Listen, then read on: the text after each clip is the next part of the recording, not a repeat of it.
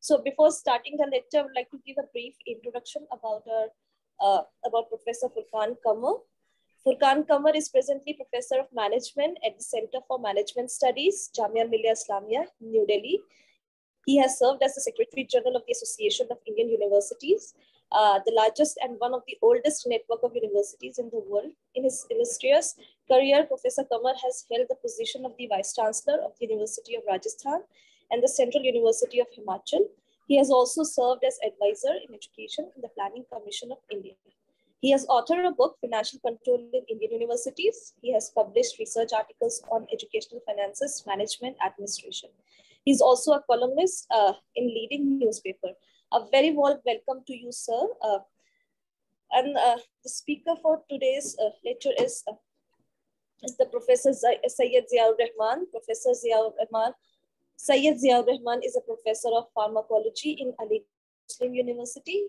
He is a permanent member of Board of Trustees and chair of the Advisory Council International Association of Medical Colleges. He has done MBBS and MD from AMU and PhD from University of Western Sydney, Australia. He is the founder, trustee, and a treasurer of Ibn-e-Sina Academy of Medieval Medicine and Sciences, Aligarh. Professor Rahman is medical scientist in the field of pharmacology. As a scholar, he has to his credit 7 published books, 12 chapters, and more than 190 articles, research paper, case reports, editorial in both the national and international journal. He has edited 11 periodicals. A very warm welcome to all of you, sir. Today's speaker is Professor Furqan Qamar. I would like to hand over this session to Professor Ziaur Rahman to moderate the session and to talk about reforming medical education in India, because after Ukraine crisis, this has something become a talk of the age. So over to you, Professor Rahman. Yeah. Okay, thank you so much, Azima Salim.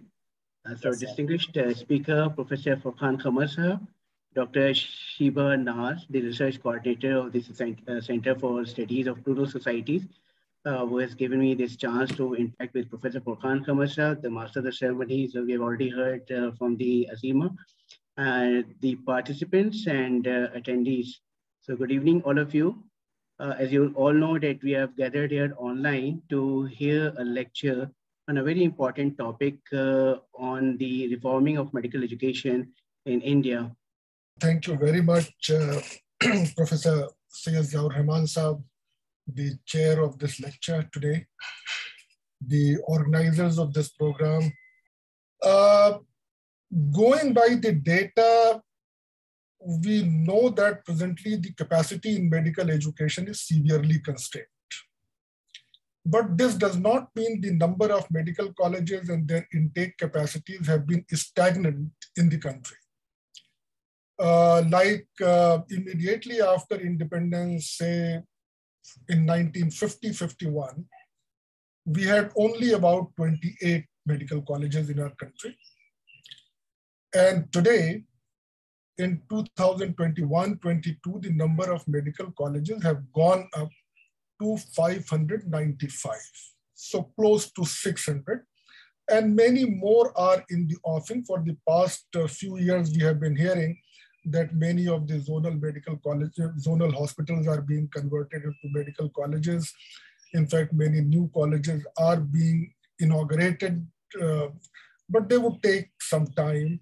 We also know that central governments have been setting many new All India Institute of Medical Sciences, because that has been a long pending demands that the aims should be a kind of super specialty referral hospitals, while it has become a kind of general hospitals where people from all over India come. And the pressure on the aims and the quality of the medical delivery could be improved significantly if there are many more such facilities throughout the country. But simultaneously, while this expansion was taking place, I wouldn't say that this expansion is enough.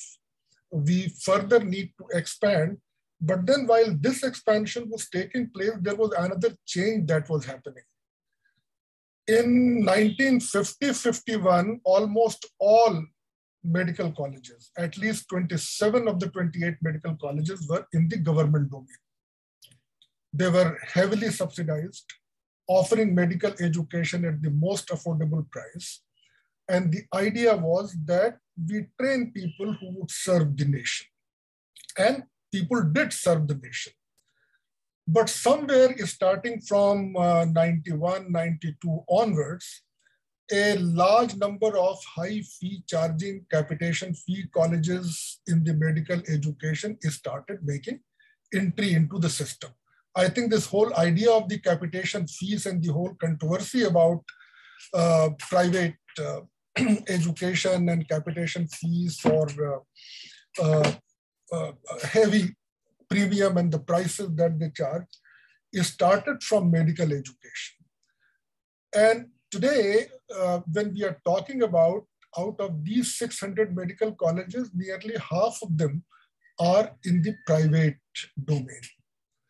And so roughly about half.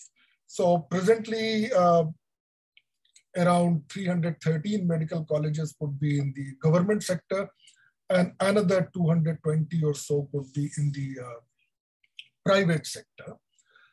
If you look at the intake capacity, our intake capacity of the medical education is very, very low. We admit every year less than 1 lakh students. To be very precise, the last data that we could get, or rather Samir could get, was that it was about how much? 88,370 admissions to MBBS program. Out of which half, meaning 41,000, I mean, out of half were in the government sector and half were in the private sector. Though there are a number of many different kinds of institutions offer medical education, but I think the medical colleges are the most common kind which offer. So like if you look at the deemed universities, 47 of them are either exclusively medical education universities or they also offer medical education. So like from the north in Delhi, you could quote Jamia Hamdard, the recent addition, but down south, there were many exclusive universities, deemed universities offering medical education. A few were in fact the Muslim minority medical deemed universities. Amongst the central universities, I think only 3 or 4 offer MBBS program. So though there are about 47, 48 central universities, all of them do not have. When I was in planning commission as advisor at that time, during the 11th plan, it was being conceptualized that at least every central university, we shall have a central university in every state, and many of them would also have medical colleges. Some fundings were also provided. Unfortunately, that would not take shapes. So, and then now in the meantime, there are 19 aims that have come up. They have started admitting students, providing MBBS and master's level qualifications.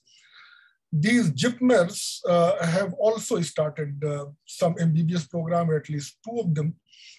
And rests are in the form of colleges affiliated to some university or the other. Now for these many limited seats of about 88,370 or very limited number, a large number of people want to pursue medical education. So the need for medical education, the demand for medical education is very, very high.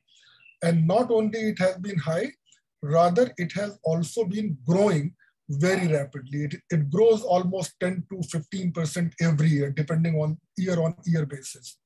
If we take the cumulative average, it is growing. The demand for medical education is growing by about 12% per year.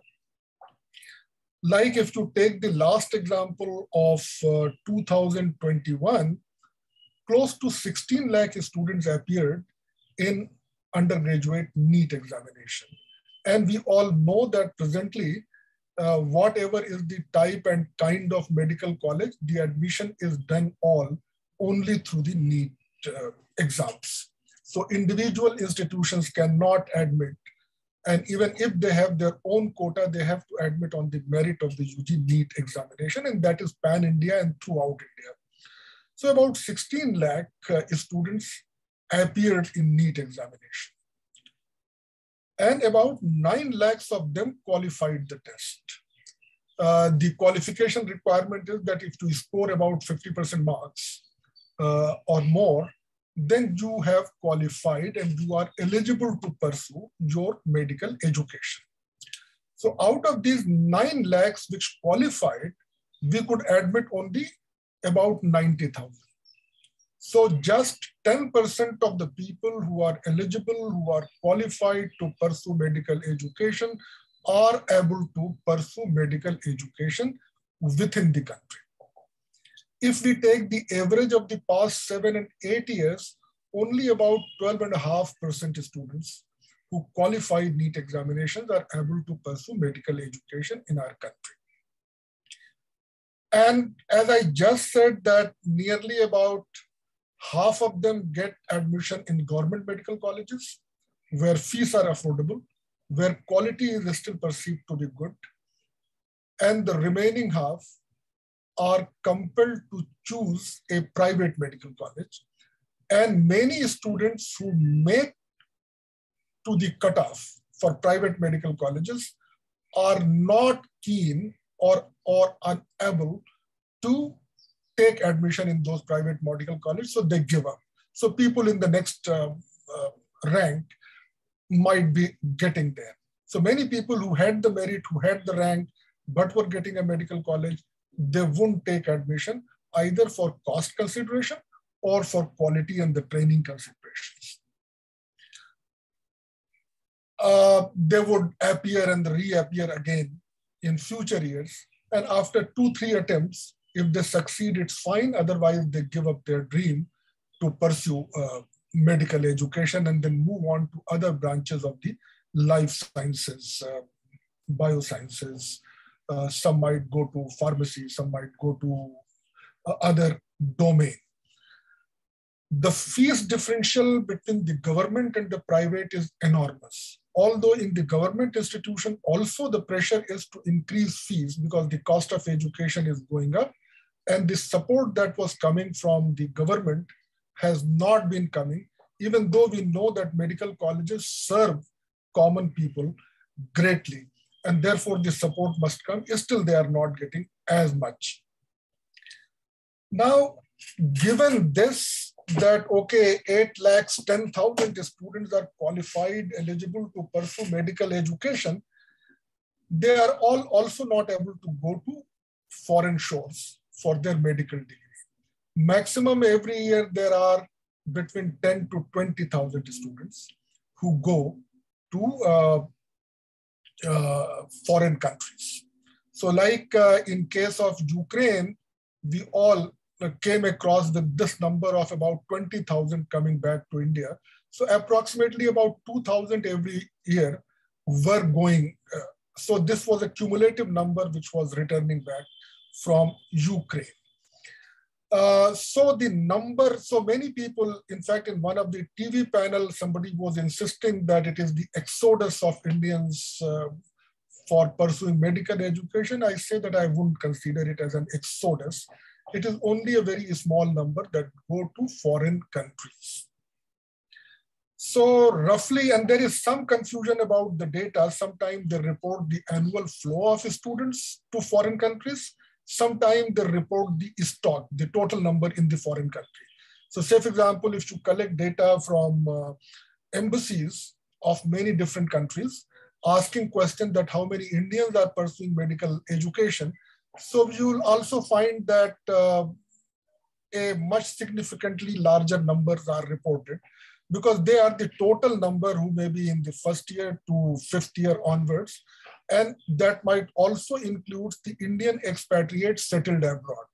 So say, for example, imagine Indians pursuing medical education in Saudi Arabia. So they are not necessarily persons living in India sending their children to Saudi Arabia. They are mostly the Indian expatriates whose children are studying in some medical colleges there. Now, in the last report of the Medical Council, they had identified about 60 countries which are the major destinations of medical education for Indian students. Earlier on, people were going to developed countries like Ziaur Rahman Saab said that he went to Australia not for undergraduate education, but for PG education. So like Australia, New Zealand, UK, USA, Canada, people have been going. Those are the traditional destinations. In fact, many of the people who do their graduations in medicine from there are in fact automatically getting licensed to practice in India. But these destinations of the 60 countries are in fact the new generation destinations. Things started from Sri Lanka, Bangladesh, Nepal, because they set up medical colleges in private domain. But today, the medical education in China is the biggest magnet for Indian students. So almost 8,000 every year go to China alone, followed by Russia, which takes another about 3,500 students.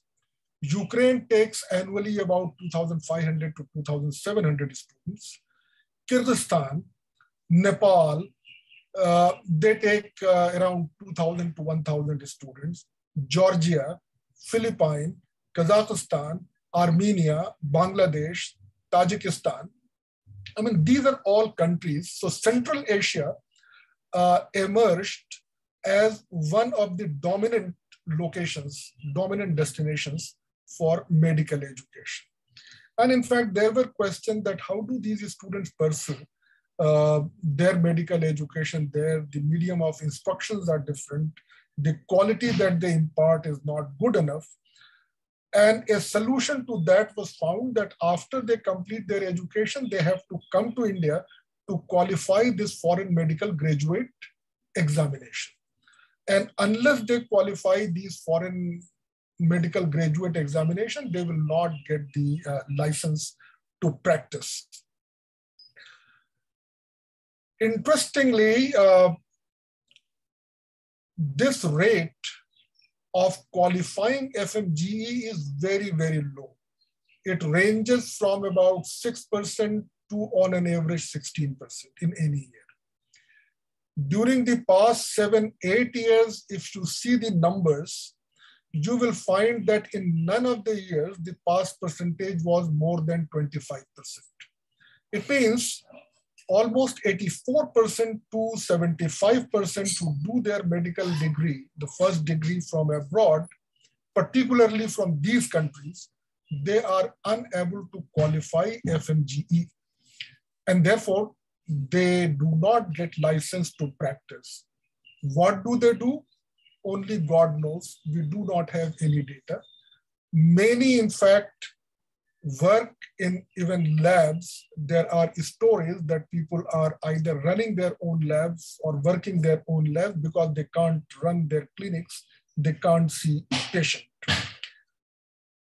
Seeing this now, I think for the past 4 years or 5 years before, the Medical Council of India said that even those who are going abroad for medical education, they must qualify UG NEET.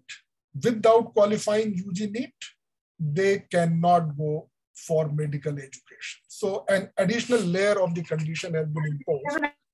So all of those people who presently were studying abroad are those people who had qualified the NEET examination, only then they had gone. But what was their rank was a major issue. Now, this is the story of how much is the demand, how many people aspire to become doctors. In fact, if you look at purely economic angle, initially doing a medical degree is not a very lucrative proposition. It takes much longer for you to establish. And then initially your salaries, if you join a government medical college or a government medical institutes or a hospital, is not very well. Of course, once you establish yourself and you start doing practice, then your economics work out, but then it is also a long drawn battle because the patient's footfall depends on a variety of factors. The competition that you have, the abilities that you have, the liking that people have for you, the specialization that you have. On the other hand, so this was all about the demand side.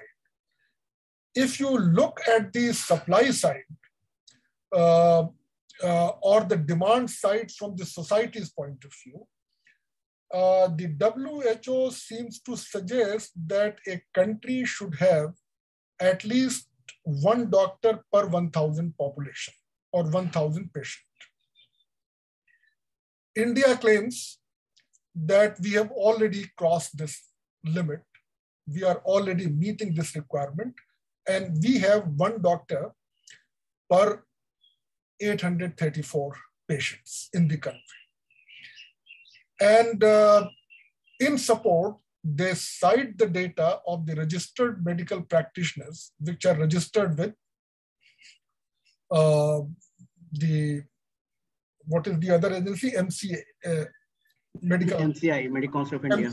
No, Medical Commission, Medical Council of India. Now it's called as National Medical Commission, but they used to register the MCI. So they maintain a register for practitioners, and they say that we now have about 13 lakh doctors registered in there.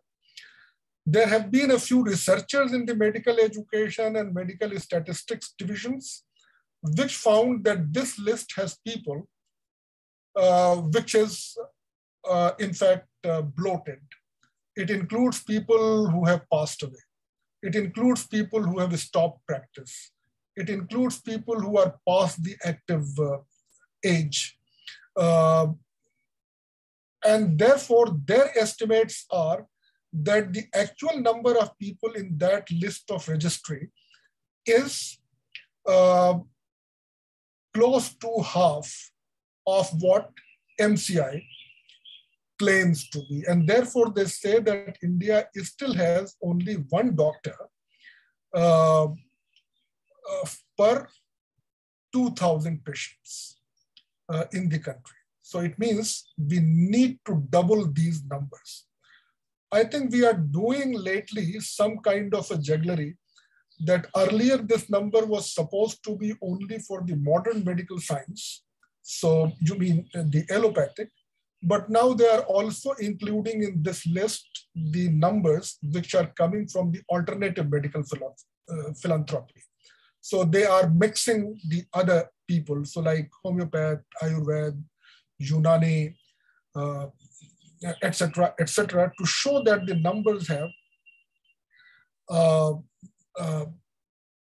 gone up. But the fact remains that we need a lot many more doctors than we actually have in our country. And therefore, they all urge the need for expanding the medical colleges, their intake capacity. But at the same time, the concern is that we just can't expand medical education like this. We can't just make an announcement, put in some budgets, set up or create some buildings. That is the easier part of setting up a medical college. The most difficult part is the faculty. And there is this chicken and egg kind of story that if your seats are limited, and if teachers in medical college are not paid enough to attract the best talents, so it means you have a very limited talent pool available to become as a faculty. And in order to expand your medical college, you need to get more faculty. So this is a chicken and egg kind of a story that both depends on one another, and how to handle this situation is important. Those who are in the medical profession, they are all, they must have all grown up hearing various kinds of stories of the juggleries which many medical colleges do to make the numbers for the teachers, etc. So there are people who are working elsewhere, and they come on the day of the MCI inspection, and they are shown as a teacher there. Similarly, every medical college is supposed to provide free treatment to patient Uh, but then the patients are not coming because there are no doctors, but on the day of inspection, they might be bringing in laborer by paying them 500 to 1,000 rupees a day just to lie on the bed and to show that these are the patients. So all kinds of these things are already happening. So you can't increase the capacity just overnight. Anybody who thinks that there are plenty of medical doctors who would be able to come from other countries, I think they are mistaken.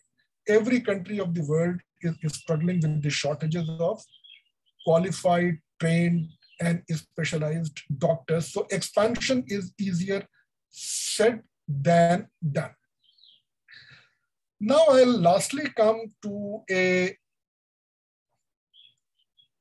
the immediate issue of people who are going to foreign countries and those who are returning, unfortunately, without completing it, or returning after completing the qualification but are unable to qualify the foreign medical graduate examination. Now, and this is a huge pool. We do not have any specific data as to how many of them are there who have a medical degree but have not qualified FMGE. Annually, I think this number is about 75% of 20,000, so approximately 15,000, and that goes on adding up and stacking. Now, why are these people not able to qualify these FMGE? Of course, some people would say that FMGE tests are too difficult for them to pass. But many others would also say, those who have taken objective view of the situation, is that yes, the rigor in the medical education cannot be compromised. And so standards will have to be set high. Benchmarks will have to be set high. So nobody can argue for lowering the benchmark. But what they are saying and what they have found is that many of these people are not able to qualify tests because of the differences in the curricula and the pedagogy which Indian medical colleges follow and which medical colleges in those countries follow. So, say for example, Samir found out that there is one area which is a compulsory component of medical education at undergraduate level in India is the forensic medicines. In most countries, out of those 59, they hardly have any components on forensic medicines. So they are unable to answer any questions successfully if they are in the FMG related things. Second thing is that the clinical practice experience depends on the access to the wide variety of patients that these trainee doctors or these interns or the doctors while they are pursuing their education have. Why are the doctors from India and Egypt are considered to be so good is that the population of their country is such and their climatic and topographical conditions of the country are such that you have almost all kinds of diseases and patients coming to hospitals with many different kinds of symptoms, with many different kinds of diseases. And therefore that makes the doctors more knowledgeable as to what are the possibilities and what could be the possible treatments and so on. But if a country has lower population or doesn't have many diseases that you have, so say for example, if you have done from a country which doesn't have diarrhea, while most of the patients in India who come to you, they are suffering from diarrhea and in fact losing life. I mean, you do not have an exposure to this. So either lacking in terms of exposure to a wide variety of medicines and a wide variety of patients, or certain curricula, certain course content not being taught in medical education abroad, these are the reasons that they are unable to qualify. Of course, there are already some coaching institutes where these people go to update themselves, to upgrade themselves, to be able to qualify this foreign medical graduate examination. But I think one thing that a country could do is that if you could identify these people, and identification is not difficult because they are all registered for the foreign medical graduate examination and you know who did not qualify. The existing good medical colleges could run some kind of crash courses for these people, add-on courses for these people to enable them to qualify FMGE. Nobody can argue that allow them to practice without FMGE, but prepare them to become able to qualify FMGE is a solution. And I think not much has been done in this regard. So I think there is a scope. And that once we are successful in that scope, we would be in a position to add the pool, talent pool of the existing doctors. Medical education has been very good in one respect, that there is a continuous professional development, continuous professional education across all branches of knowledge, unlike many other disciplines. For example, the professional education may not be, continuous professional education or training may not be as common in engineering education. So your knowledge is limited to what you had learned when you were in college. But in medical, they are required to continuously update themselves and they take this business very, very seriously. So with that kind of experience, I think running a crash course kind of things for people with MBBS degree from abroad, but so far unable to qualify these FMGE tests, focused on how to enable them to succeed in those courses would go a long way. Also remember, the price differential between a private medical colleges in India and abroad is of 5 times. So an MBBS in a reasonably good private medical college in India would cost you close to 1 crore.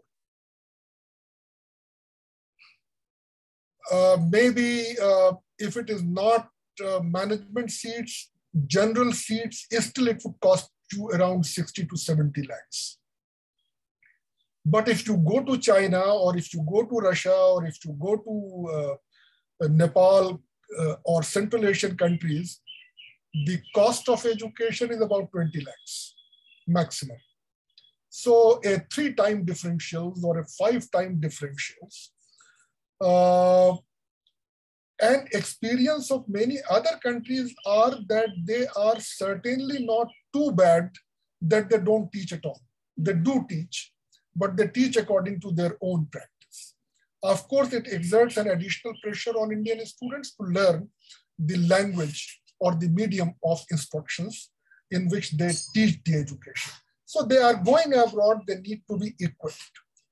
Now, finally, those coming to India because of this man-made crisis of Russia-Ukraine type, or because of the natural catastrophe like Corona and COVID, and who knows, that was also man-made.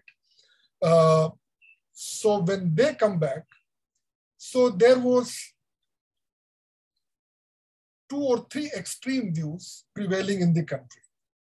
So there was one extreme view that, okay, these people are victims of the circumstances, and the humanitarian approach requires them to provide opportunities within the country for them to complete their medical education. And of course, considering the condition in which they had to flee the country, the circumstances in which they came back to India, I think all our hearts reaches out to these people that they should be allowed opportunity.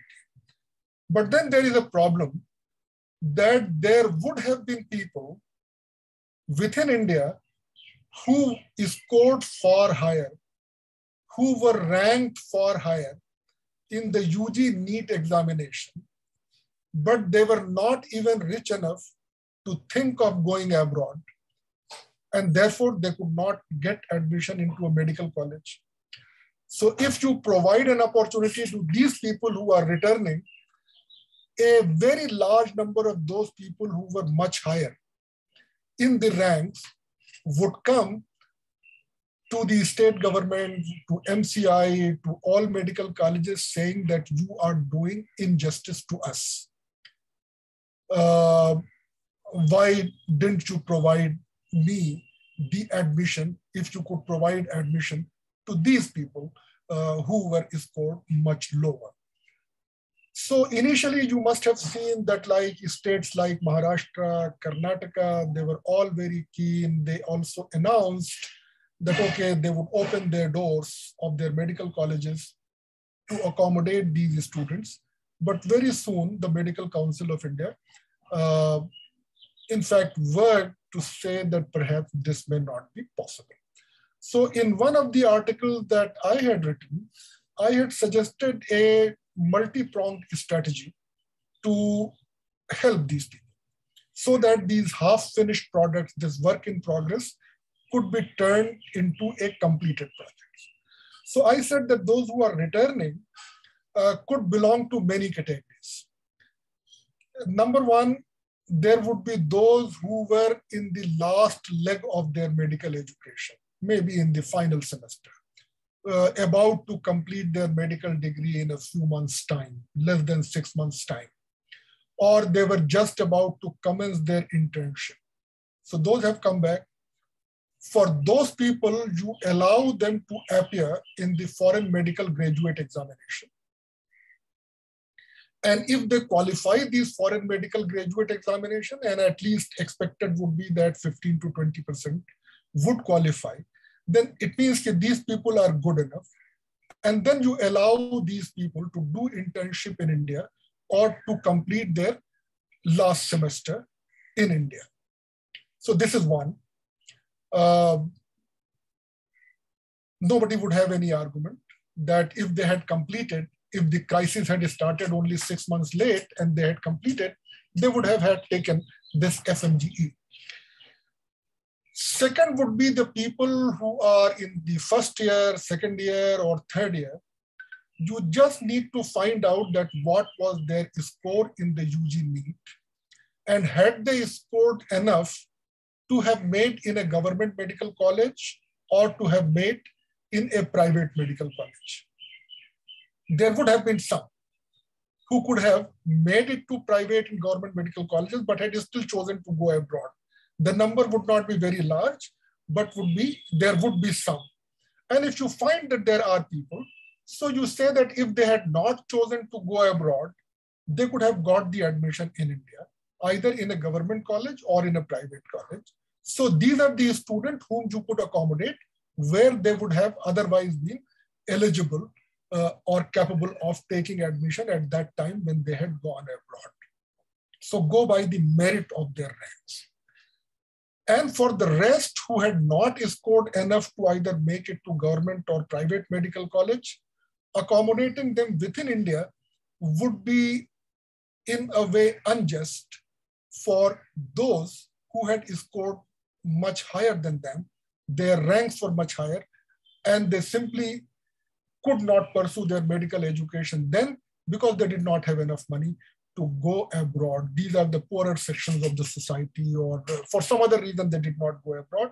So for those people, the government of India could negotiate with some other countries where there is peace and where the medical education permits lateral entry. And there are some countries where the lateral entry is permissible. Very, very informative, very interesting lecture, Professor Furqan Qamar, and I'm really amazed to see your deep knowledge, especially about the medical education in India. And very comprehensively, you covered right from the medical education started from the subsidized colleges to the private colleges. As you mentioned, Government of India is still thinking about the reforming medical education, and recently on World Health Day, the president or the chairman of the Niti Aayog mentioned that we need to have, although he has, there was a controversy in his statement, but he rightly pointed out that we need to have professional doctors, and if there is no professional doctors, then we can train some technical staff for certain diagnosis procedures, something like this. And even our Honorable Prime Minister also mentioned somewhere recently that we need to have more medical colleges, and probably in the next 10 years, he's saying that we'll have maximum number of doctors that will minimize the patient-doctor's relationship, and he's interested to open a medical college in each district. And that is what you've been saying, that more and more AIMS are coming up, JIPMA, and more the civil hospitals, they are being converted into the medical colleges. There is one, it's more like a comment by Aisha. She said, also, sir, I would like to draw, is during COVID pandemic, we had shortage of doctors. It's more like a comment, yes. There is a shortage of doctors. You see, even if you take the Government of India data of a doctor for every 838 patients, which many people counter that no, the real number would be one doctor for every 2,000 patients. But then the availability of the doctor is not uniformly distributed across the length and breadth of the country. So there is a higher level of concentration in the urban areas, in metropolitan areas, and in rural areas, in remote areas, in tribal areas. There might not be any doctor. In fact, these people might be surviving only on the quacks, the Jhola Chap doctors. So that is the reality of that kind.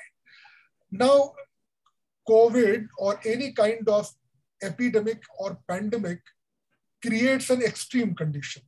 Under the extreme conditions, you have a rush of patient to an hospital. And of course, any planning that you have to do for a nation, you can't do keeping the extreme situation in mind.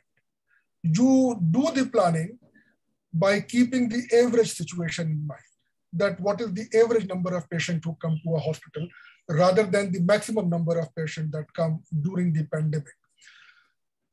So in fact, one of the reasons of quarantine, etc., that the developed countries adopted, one of the reasons and justification was that they wanted to spread out the arrival of the patients so that their medical facilities are not overwhelmed.